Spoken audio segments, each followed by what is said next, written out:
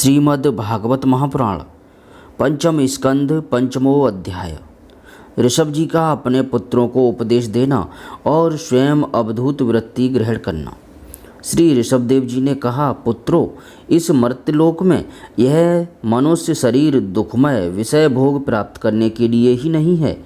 ये भोग तो विष्ठाभोजी सूकर कुकर आदि को भी मिलते ही हैं।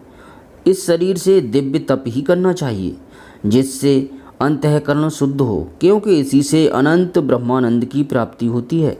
शास्त्रों ने महापुरुषों की सेवा को मुक्ति का और स्त्री संगी कामियों के संग को नरक का द्वार बताया है। महापुरुष वे ही हैं जो समान चित्त, परम शांत, क्रोधहीन, सबके हितचिंतक और सदाचार संपन्न हों, अथवा मुझ परमात्मा के प्रेम को ही जो एकमात्र पुरुषार्थ मानते हों। केवल विषयों की ही चर्चा करने वाले लोगों में तथा स्त्री, पुत्र और धन आदि सामग्रियों से संपन्न घरों में जिनकी अरुचि हो और जो लौकिक कार्यों में केवल शरीर निर्वाह के लिए ही प्रवृत्त होते हों, मनुष्य अवश्य प्रमादवश को कर्म करने लगता है। उसकी वह प्रवृत्ति इंद्रियों को तृप्त करने के लिए ही होती है। मैं इसे अच्छा नहीं समझता, क्योंकि इसी के कारण आत्मा को यह असत और दुखदायक शरीर प्राप्त होता है। जब तक जीव को आत्म तत्व की जिज्ञासा नहीं होती, तभी तक अज्ञानवश देह आदि के द्वारा उसका स्वरूप छिपा रहता है। जब तक यह लौकिक वैदिक कर्मों में फंसा रहता है, तब तक मन में कर्म की वासनाएं भी बनी ही रहती हैं और इन्हीं से देह बंधन की प्राप्ति होती है। इस प्रकार अविद्या के द्वारा आत्म स्वरूप के ढक जाने से कर्म वासनाओं के वशीभूत हुआ चित्त मनुष्य को फिर कर्मों में ही प्रवृत्त करता है। अतः जब तक उसको मुझ वासुदेव में प्रीति नहीं होती, तब तक वह देह बंधन से छूट नहीं सकता। स्वार्थ में पागल जीव जब तक विवेक दृष्टि का आश्रय लेकर इंद्रियों की चेष्टाओं को मिथ्या नहीं देखता, तब तक आत्मस्वरूप की स्मृति खो बैठने के कारण वह अज्ञानवश विषय प्रधान गृह आदि में आसक्त रहता है और तरह तरह के क्लेश उठाता रहता है। स्त्री और पुरुष इन दोनों का जो परस्पर दाम्पत्य भाव है, इसी को पंडित जन उनके हृदय की दूसरी स्थूल एवं दुर्भेद ग्रंथि कहते हैं। देहाभिमान रूपी एक एक सूक्ष्म ग्रंथि तो उनमें अलग अलग पहले से ही है। इसी के कारण जीव को देह इंद्रिय आदि के अतिरिक्त घर, खेत, पुत्र, स्वजन और धन आदि में भी मैं और मेरेपन का मोह हो जाता है। जिस समय कर्म वासनाओं के कारण पड़ी हुई इसकी यह दृढ़ हृदय ग्रंथि ढीली हो जाती है, उसी समय यह दाम्पत्य भाव से निवृत्त हो जाता है और संसार के हेतुभूत अहंकार को त्याग कर सब प्रकार के बंधनों से मुक्त हो जाता है और परम पद प्राप्त कर लेता है। पुत्रों, संसार सागर से पार होने में कुशल तथा धैर्य, उद्यम एवं सत्व गुण विशिष्ट पुरुष को चाहिए कि सबके आत्मा और गुरु स्वरूप मुझ भगवान में भक्ति भाव रखने से, मेरे परायण रहने से, तृष्णा के त्याग से, सुख दुख आदि द्वंद्वों के सहने से जीव को सभी योनियों में दुख ही उठाना पड़ता है। इस विचार से, तत्व जिज्ञासा से, तप से, सकाम कर्म के त्याग से, मेरे ही लिए कर्म करने से, मेरी कथाओं का नित्य प्रति श्रवण करने से, मेरे भक्तों के संग और मेरे गुणों के कीर्तन से, वैर त्याग से, समता से, शांति से और शरीर तथा घर आदि में मैं मेरेपन के भाव को त्यागने की इच्छा से, अध्यात्म शास्त्र के अनुशीलन से, एकांत सेवन से, प्राण, इंद्रिय और मन के संयम से, शास्त्र और सत्पुरुषों के वचन में यथार्थ बुद्धि रखने से, पूर्ण ब्रह्मचर्य से, कर्तव्य कर्मों में निरंतर सावधान रहने से, वाणी के संयम से, सर्वत्र मेरी ही सत्ता देखने से, अनुभव ज्ञान सहित तत्व विचार से और योग साधन से अहंकार रूप अपने लिंग शरीर को लीन कर दे। मनुष्य को चाहिए कि वह सावधान रहकर अविद्या से प्राप्त इस हृदय ग्रंथि रूप उस बंधन को शास्त्रोक्त रीत से इन साधनों के द्वारा भली भांति काट डाले, क्योंकि यही कर्म संस्कारों के रहने का स्थान है। तदनंतर साधन का भी परित्याग कर दे। जिसको मेरे लोक की इच्छा हो अथवा जो मेरे अनुग्रह की प्राप्ति को ही परम पुरुषार्थ मानता हो, वह राजा हो तो अपनी अबोध प्रजा को, गुरु अपने शिष्यों को और पिता अपने पुत्रों को ऐसी ही शिक्षा दे। अज्ञान के कारण यदि वे उस शिक्षा के अनुसार न चलकर कर्म को ही परम पुरुषार्थ मानते रहें, तो भी उन पर क्रोध न करके उन्हें समझा बुझाकर कर्म में प्रवृत्त न होने दें। उन्हें विषयासक्ति युक्त काम्य कर्मों में लगाना तो ऐसा ही है जैसे किसी अंधे मनुष्य को जानबूझकर गड्ढे में ढकेल देना। इससे भला किस पुरुषार्थ की सिद्धि हो सकती है? अपना सच्चा कल्याण किस बात में है, इसको लोग नहीं जानते। इसी से वे तरह तरह की भोग वासनाओं में फंसकर, भोग कामनाओं में फंसकर तुच्छ क्षणिक सुख के लिए आपस में वैर ठान लेते हैं और निरंतर विषय भोगों के लिए ही प्रयत्न करते रहते हैं। वे मूर्ख इस बात पर कुछ भी विचार नहीं करते कि इस वैर विरोध के कारण नरक आदि अनंत घोर दुखों की प्राप्ति होगी। गड्ढे में गिरने के लिए उल्टे रास्ते से जाते हुए मनुष्य को जैसे आँख वाला पुरुष उधर नहीं जाने देता, वैसे ही अज्ञानी मनुष्य को अविद्या में फंसकर दुखों की ओर जाते देखकर कौन ऐसा दयालु और ज्ञानी पुरुष होगा जो जानबूझकर भी उसे उसी राह पर जाने दे या जाने के लिए प्रेरणा करे। जो अपने प्रिय संबंधी को भगवत भक्ति का उपदेश देकर मृत्यु की फांसी से नहीं छुड़ाता, वह गुरु गुरु नहीं है, स्वजन स्वजन नहीं है, पिता पिता नहीं है, माता माता नहीं है, इष्ट देव नहीं है और पति पति नहीं है। मेरे इस अवतार शरीर का रहस्य साधारण जनों के लिए बुद्धिगम्य नहीं है। शुद्ध सत्य ही मेरा हृदय है और उसी में धर्म की स्थिति है। मैंने अधर्म को अपने से बहुत दूर पीछे की ओर ढकेल दिया है। इसी से सत्पुरुष मुझे ऋषभ कहते हैं। तुम सब मेरे उस शुद्ध सत्वमय हृदय से उत्पन्न हुए हो, इसलिए मत्सर छोड़कर अपने बड़े भाई भरत की सेवा करो।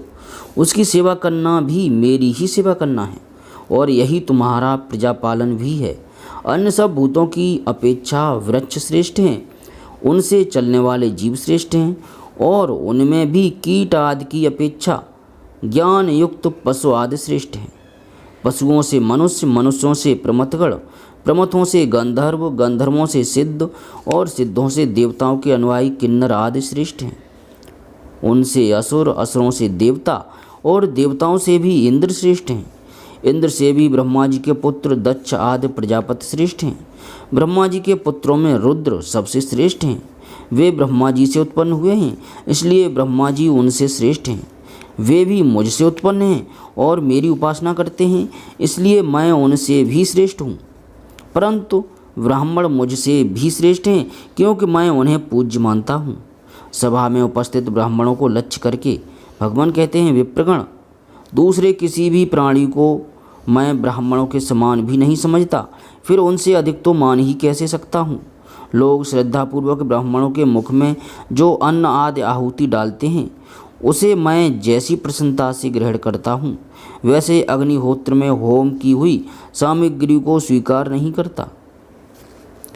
जिन्होंने इस लोक में अध्ययन आदि के द्वारा मेरी वेद रूपा अति सुंदर और पुरातन मूर्ति को धारण कर रखा है तथा जो परम पवित्र सत्वगुण, सम, दम, सत्य, दया, तप, तितिक्षा और ज्ञान आदि 8 गुणों से संपन्न हैं, उन ब्राह्मणों से बढ़कर और कौन हो सकता है। मैं ब्रह्म आदि से भी श्रेष्ठ और अनंत हूँ तथा स्वर्ग मोक्ष आदि देने की भी सामर्थ्य रखता हूँ, किंतु मेरे अकिंचन भक्त ऐसे निष्प्रय होते हैं कि वे मुझसे भी कुछ नहीं चाहते, कभी कुछ नहीं चाहते।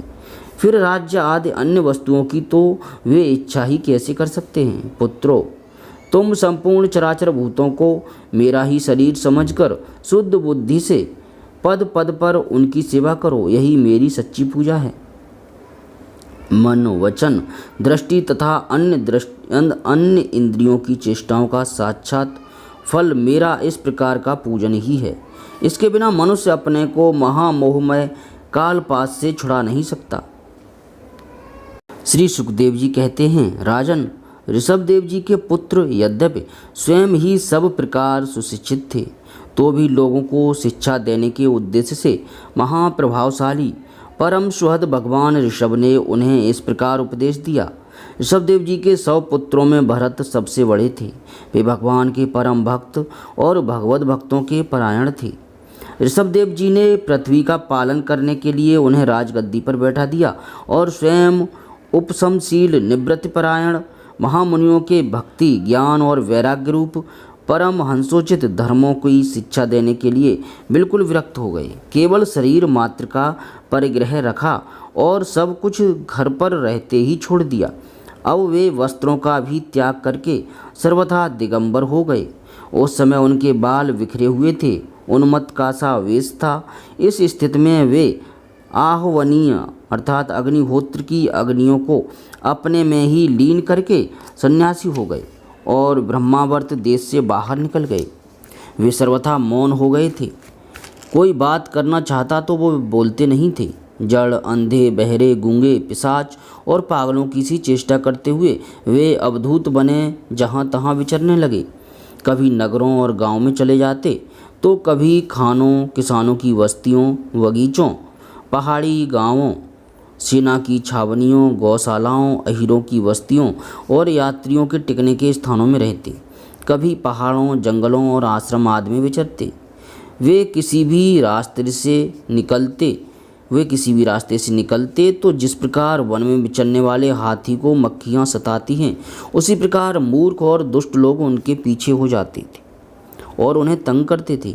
कोई धमकी देते, कोई मारते, कोई पेशाब कर देते, कोई थूक देते, कोई ढेला मारते, कोई विष्ठा और धूल फेंकते, कोई अधोवायु छोड़ते और कोई खरी खोटी सुनाकर उनका तिरस्कार करते। किंतु वे इन सब बातों पर जरा भी ध्यान नहीं देते। इसका कारण यह था कि भ्रम से सत्य कहे जाने वाले इस मिथ्या शरीर में उनकी अहंता महंता तनिक भी नहीं थी। वे कार्य कारण रूप संपूर्ण प्रपंच के साक्षी होकर अपने परमात्म स्वरूप में ही स्थित थे। इसलिए अखंड चित्तवृत्ति से अकेले ही पृथ्वी पर विचरते रहते थे। यद्यपि उनके हाथ, पैर, छाती, लंबी लंबी बाहें, कंधे, गले और मुख आदि अंगों की बनावट बड़ी ही सुकुमार थी।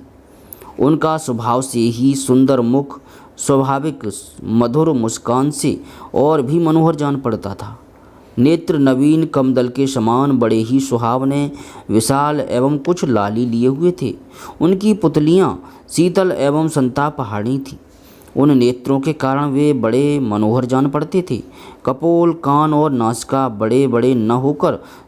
छोटे बड़े न होकर समान एवं सुंदर थे तथा उनके स्फुट हास्य युक्त मनोहर मुखार विंद की शोभा को देखकर पूर्व नारियों के चित्त में कामदेव का संचार हो जाता था। तथापि उनके मुख के आगे जो भूरे रंग की लंबी लंबी घुंघराली लटें लटकी रहती थीं, उनके महान भार और अवधूतों के समान धूसरित देह के कारण वे ग्रहग्रस्त मनुष्य के समान जान पड़ते थे। तब भगवान ऋषभदेव ने देखा कि यह जनता योग साधन में विघ्न रूप है और इससे बचने का उपाय बीभत्स वृत्ति से रहना ही है। तब उन्होंने अजगर वृत्ति धारण कर ली। वे लेटे ही लेटे खाने पीने, चबाने और मलमूत्र त्याग करने लगे। वे अपने त्यागे हुए मल में लोट लोट कर शरीर को उससे सान लेते, किंतु उनके मल में दुर्गंध नहीं थी, बड़ी सुगंध थी और वाय उस सुगंध को लेकर अन्य उनके चारों ओर 10 योजन तक सारे देश को सुगंधित कर देती थी। इसी प्रकार गौ, मृग और काक आदि की वृत्तियों को स्वीकार कर वे उन्हीं के समान कभी चलते हुए, कभी खड़े खड़े, कभी बैठे हुए और कभी लेटे लेटे ही खाने पीने और मलमूत्र त्यागने का कार्य करते थे, मलमूत्र त्याग करते थे। परीक्षित, परमहंसों को त्याग के आदर्श की शिक्षा देने के लिए इस प्रकार मोक्षपति भगवान ऋषभदेव ने कई तरह की योगचर्याओं का आचरण किया। वे निरंतर सर्वश्रेष्ठ महान आनंद का अनुभव करते रहते थे। उनकी दृष्टि में निरुपाधिक रूप से संपूर्ण प्राणियों की आत्मा अपने आत्मस्वरूप भगवान वासुदेव से किसी प्रकार भेद नहीं था। इसलिए उनके सभी पुरुषार्थ पूर्ण हो चुके थे। उनके पास आकाश गमन, मनोजवित्त अर्थात मन की गति के समान ही शरीर का भी इच्छा करते ही सर्वत्र पहुँच जाना, अंतर्धान, परकाया प्रवेश अर्थात दूसरे के शरीर में प्रवेश करना, दूर की बातें सुन लेना और दूर के दृश्य देख लेना आदि सब प्रकार की सिद्धियां अपने आप ही सेवा करने को आईं, परंतु उन्होंने उनका मन से आदर या ग्रहण नहीं किया। श्रीमद् भागवत महापुराण पंचम स्कंद पंचम अध्याय समाप्त। जय श्री कृष्ण।